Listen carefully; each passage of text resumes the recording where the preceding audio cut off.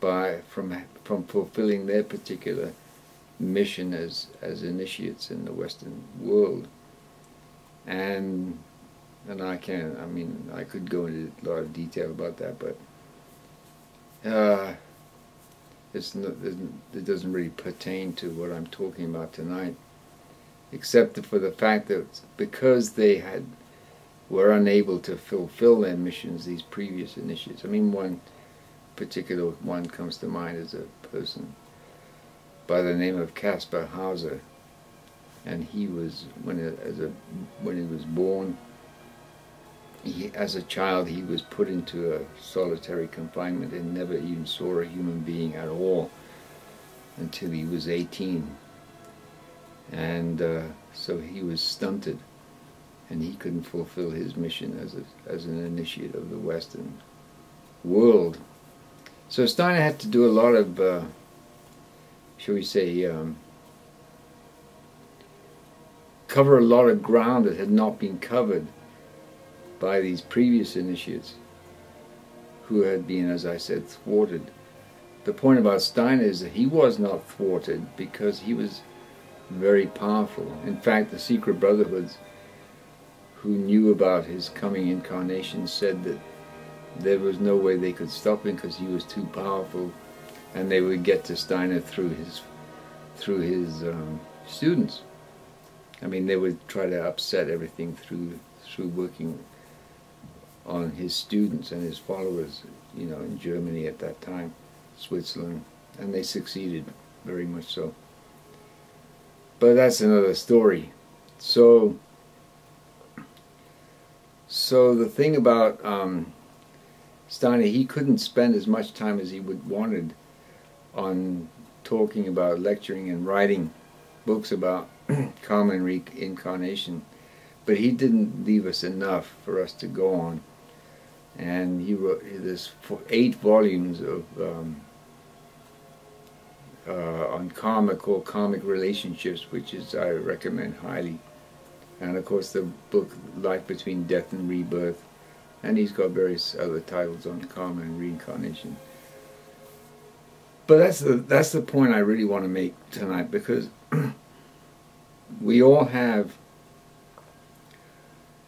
a destiny, and we have a karma to go along with it. I mean, karma and destiny are not the same thing necessarily, but we have to straighten out our karma, and we have to straighten out our moral life so that we do not commit deeds of destruction of one kind or another on other people. And that's very important, because people today seem to think that they can act with impunity and that there's no consequences to that. And, I'm talking about government officials, military people. You can go around killing people, and you can go around putting people into economic slavery, like I've talked about in previous episodes, in order to enslave them in the whole materialistic trap. And it's really important for us to break out of that. And as I've said, I mean, if you look at what's going on today, it's just a complete and utter fiasco everywhere. There really is. I mean, you look at what's happening in Europe, the whole government, the politics there, and they had the election yesterday in France and in Greece, and the fact of the matter is we need to emancipate ourselves from our governments. Everybody does not do that. Quite the opposite. The general tendency is for people to become totally, shall we say, enslaved to the government, the whole welfare stuff, and getting free handouts and so-called entitlements, and all this is just a path to serfdom and slavery, and we need to just get away from that. And since this business of elections And it's just window dressing. You know, nothing's going to change. Because all this stuff is done behind the scenes. And people like, well, Holland, the new president of France, and Merkel, and Chancellor of Germany, and the Prime Minister of Great Britain, and the President of the United States, and all. These people are just fronts, you know, they're just fronts. They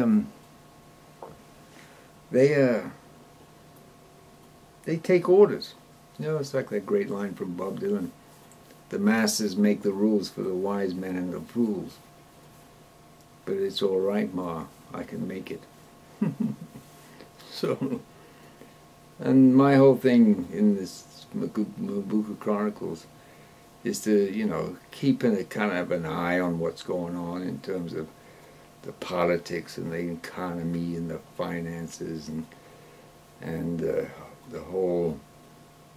And you can just look at it all and you just think, well, it's just unraveling. You know, as I said, the nation state is smashing itself to pieces. And, you know, you're judging from what all the commentary and the election results is that took place in Europe over this past weekend.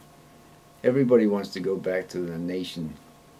You know, the whole experiment, the Euro experiment, which was to try to get together a whole bunch of disparate people with different cultures and different, you know, temperaments and different outlooks to be together in one common union.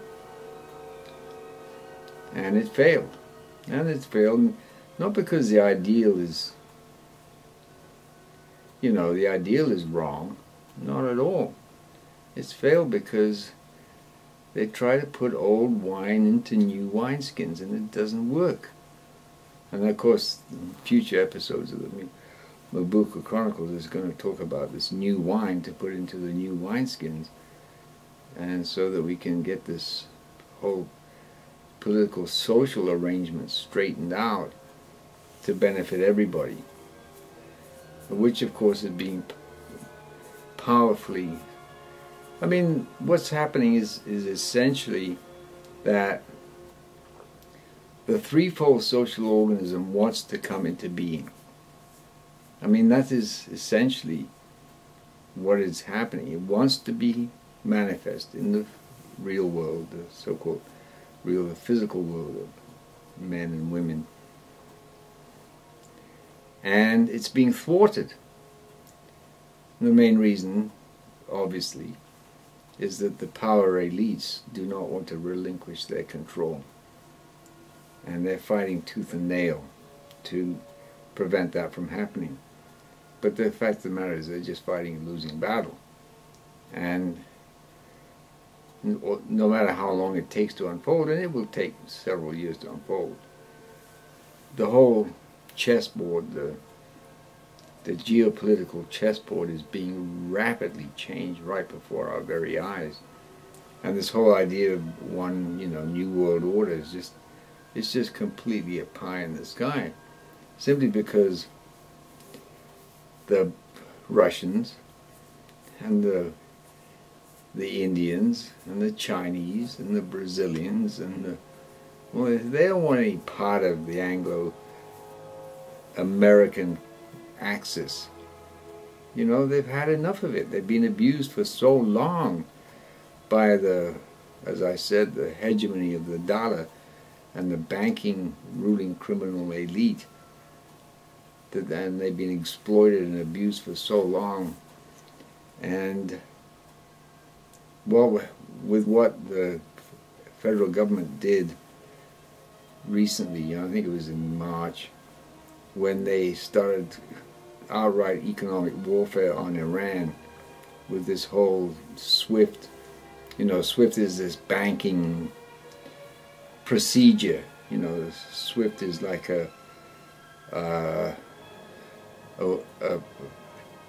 it's a mechanism whereby monies can be transferred from one bank to another throughout the world. You know, and when you look at your check, every bank has its SWIFT code, It's written on your check next to your account number. So that if you want to make a transaction with somebody in, you know, Shanghai, and a bank there, and that has a SWIFT code, then you can transfer money very easily from your bank account to their bank account in order to conduct one transaction or another. And what happened in March, I think it was, the federal government decided to cut off Iran from the SWIFT system, and as part of their sanctions against the Iranian government.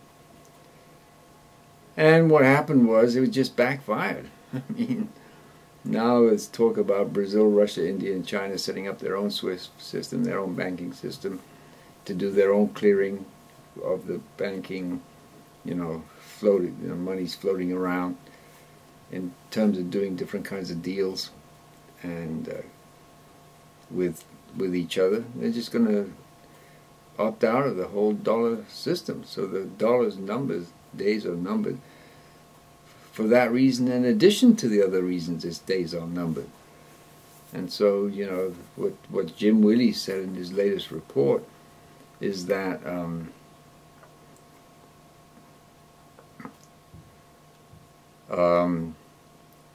there are discussions going on at very high levels between the Russian government, the Indian government, the Chinese government, Brazilian, and also South Africa is involved to set up their own in-house, you know, so to speak, clearing banking system, which is outside of the domain of the SWIFT system. And of course, you know, Iranians and India, the Iranian government in India, and the Iranian government in China, and the Iranian government in Russia, they've all arranged deals to pay for the oil that those countries need from Iran with gold, or